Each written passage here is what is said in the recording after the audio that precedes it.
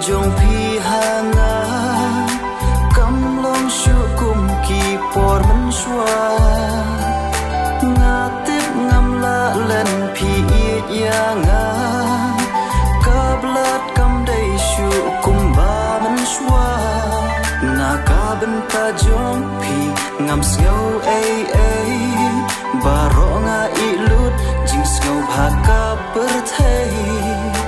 kumbana las mai hadu bakut bat pi ngahun tangka wei ka jingmu tangka wei ka jingmu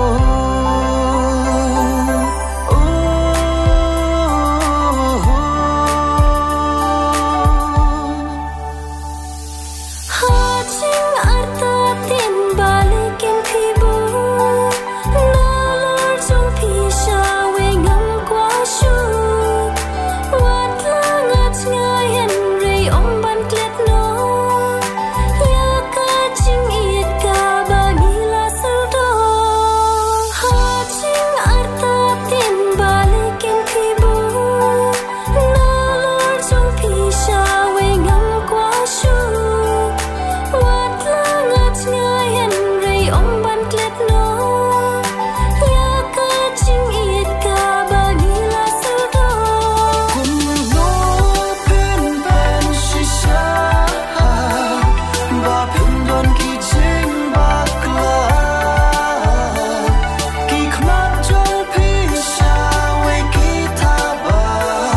ka met hasda jong aman sim pak ka jai na nga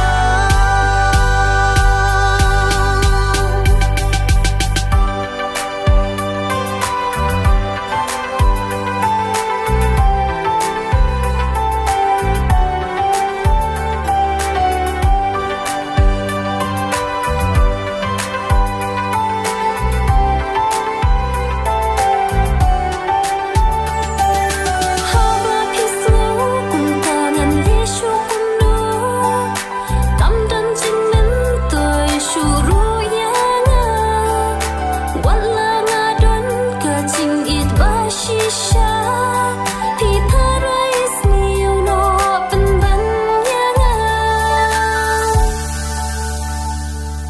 ho oi ha jing bakla ngia don na ba om don ka jing yas ngau tho lang